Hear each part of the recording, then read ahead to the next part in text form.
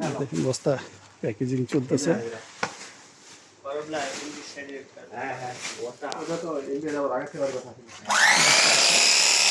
বস্তা করা হচ্ছে। আর আপনাদেরকে যে দেখাইলাম জীবামৃত যাচ্ছে, সেই জীবামৃত এইখান থেকে, এই হাউসগুলি থেকে যাচ্ছে। আসসালামু আলাইকুম রহমতুল্লাহ। আপনারা দেখতে পাচ্ছেন আমাদের গাছে লিচু আসছে। এটা চায়না 2 জাতের লিচু। এবার প্রথম গাছে 2-1টা করে লিচু আসছে। ইনশাল্লাহ আগামীবার থেকে হয়তো ভালো ফলন আসবে। দেখেন, আর আমাদের চাষ ব্যবস্থাটা হলো, আপনারা হয়তো জানেন যে আমরা সম্পূর্ণরূপে রাসায়নিক মুক্ত চাষ করি। আমাদের জমিতে আমরা ব্যবহার করি আমাদের তৈরি এইচকে জৈব সার, এইচকে তরল সার, এবং পোকা তাড়ানোর জন্য আমরা ব্যবহার করি এইচকে 10 পাতার রস। এদিকে দেখতে পাচ্ছেন, এদিকে আছে ফিলিপাইনি কালো আখ, পেয়ারা, 12 মাসি কাঁঠাল। এটা হলো হলুদ মালটা, ছোট গাছগুলি এগুলো হলো হলুদ মালটা। এগুলো দেখেন, হ্যাঁ, এটা হলো হলুদ জাতের মালটা। এই 12 মাসি কাঁঠাল। আমাদের চাষ ব্যবস্থাটা সম্পূর্ণ রূপে রাসায়নিক মুক্ত, প্রাকৃতিক পদ্ধতিতে চাষ করা। আমরা আজকে এই মেশিন দিয়ে পানি দিচ্ছি, কারণটা হলো মেশিনের পানির সাথে দিচ্ছি আমরা তরল অনুজীব সার। আপনারা দেখেন আমাদের হাউস থেকে আসতেছে, এই পাইপ দিয়ে যেটা আসতেছে এটা হলো তরল অনুজীব সার। আর দেখেন বস্তায় আছে আদা, এবং প্রতি বস্তায় আমরা ব্যবহার করছি 5 কেজি ছাই, 5 কেজি এইচকে জৈব সার, 5 কেজি রাবিশ বালি। আর গাছে হলো গাছে আছে চুই ঝাল, খুলনা বিখ্যাত সেই চুই ঝাল। এটা আমাদের মিশ্র বাগান, এখানে বিভিন্ন প্রকারের ফসল আছে। এই যে দেখেন কিছু আদা যেগুলো আমরা আগে লাগিয়েছি, সেগুলি আলহামদুলিল্লাহ আদার গাছ বের হয়ে গেছে। এই পাশেরগুলি এগুলি সর্বশেষ লাগানো, এগুলি এখনও আদার চারাগুলি বের হয় নাই। এখানে আছে সজনা, কিছু ওডিসি 3 জাতের সজনা এবং স্থানীয় 12 মাসি সজনা। আর এগুলি হলো কমলার গাছ, দার্জিলিং কমলা। নিচে বেডে হলো মিষ্টি আলু। আমাদের এখানে কিছু আম গাছও আছে, কিছু পেঁপে আছে। আমাদের এটা মিশ্র বাগান, বিভিন্ন রকমের ফসল একসাথে লাগানো। তো দেখেন, আপনারা যারা মিশ্র বাগান করতে চান তারা এইভাবে করতে পারবেন। আমার এখানে একটা লিচুর গাছ থেকে একটা লিচুর গাছের দূরত্ব আছে 30 ফিট, এক পাশে 32 ফিট। 2টা লিচুর গাছের মাঝখানে আছে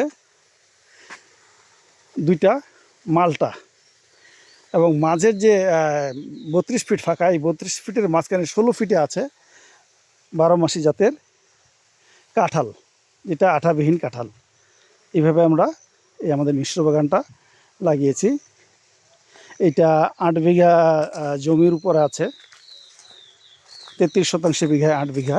এখানে আমাদের কিছু বাড়ি 1 জাতের মালটার চারা এবং দার্জিলিং কমলা চারা হয়েছে, যেটা আমাদের নিজস্ব সায়ন থেকে উৎপাদিত। আপনাদের যদি কারো চারার প্রয়োজন হয় আমাদের সাথে যোগাযোগ করলে ইনশাল্লাহ আমরা চারা দিতে পারবো। এই দেখেন আদাগুলি আলহামদুলিল্লাহ যথেষ্ট গ্রোথ হওয়া শুরু করছে। আমরা কিছুদিন আগে এই আদাগুলি লাগাইছি।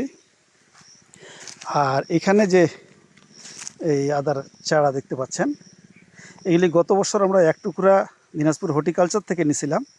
সেই হর্টিকালচার থেকে 1 টুকরা চারা নিয়ে আমরা লাগাইছি। এখন আমরা সেইখান থেকে উৎপাদিত আদা থেকে আমরা এখানে লাগাইছি 3টা বস্তায়। এটা হলো কালো আদা, কালো জাতের আদা। এই বাগানে কিছু আমাদের মেওয়া আছে, মেওয়ার গাছও মাঝখানে আছে। বিভিন্ন জাতের গাছ আমরা একসাথে লাগিয়েছি যেন গাছের শিকড়ের গভীরতা, এক একটা গাছের এক এক রকমের শিকড়ের গভীরতা। যেমন লিচুর গাছ অনেক নিচে যাবে, কাঁঠাল গাছ নিচে যাবে, মালটা গাছ হয়তো অত নিচে যাবে না, উপরে থাকবে। পেয়ারা গাছের শিকড় হয়তো উপরে থাকবে, যেন খাবার কোনো প্রতিযোগিতা না হয় একটা গাছের সাথে আরেকটা গাছের। আর এই মাঝখানে আমরা এবার 1200 বস্তা আদা লাগিয়েছি। এটার কিছু আদা আমরা এবার পেয়েছি দিনাজপুর হর্টিকালচার থেকে। আর গতবার অবশ্য হর্টিকালচার আমাদেরকে বস্তায় লাগানোর জন্য আদা দিছিল, সেটাও আমরা এবার এখানে লাগিয়েছি। সেখান থেকে উৎপাদিত আদা আমাদের দেখতে পাচ্ছেন আমাদের এই মিশ্র বাগানকে আমরা দেখাবো আমাদের কীভাবে থেকে জীবামৃতটা আসতেছে। আমরা যে জীবামৃতের পাইপটা দেখলেন, সেই পাইপটা আমরা আমাদের এখানে সেটে আছে। হাউস থেকে পানি আসতেছে, হ্যাঁ, সেখান থেকে এই আন্ডারগ্রাউন্ডে পাইপ আছে, সেই পাইপের মাধ্যমে যাচ্ছে, বোরিংয়ের পানির সাথে মিশতেছে, ওখানে দিয়ে ক্যানেল দিয়ে চলে যাচ্ছে জমিতে। এই যে দেখতে পাচ্ছেন, এগুলো হাউজের আউটলাইন। এই আউটলাইন দিয়ে তরল জীবামৃত বেরোচ্ছে, এই পাইপ দিয়ে চলে যাচ্ছে জমিতে। আর এখানে দেখতে পাচ্ছেন ভিতরে কিছু রিং, এই রিংগুলিতে আছে কেঁচো দিয়ে আমরা ভার্মি কম্পোজ এখানে তৈরি করতেছি। দেখেন, এটা হলো আমাদের এখানে এইচকে জৈব সার তৈরির সেট।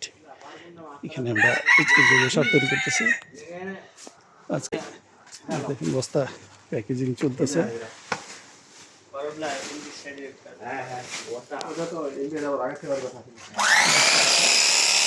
বস্তা করা হচ্ছে। আর আপনাদেরকে যে দেখালাম জীবামৃত যাচ্ছে, সেই জীবামৃত এইখান থেকে, এই হাউসগুলি থেকে যাচ্ছে। আমাদের সাথে থাকার জন্য ধন্যবাদ। আসসালামু আলাইকুম ওয়া রাহমাতুল্লাহ।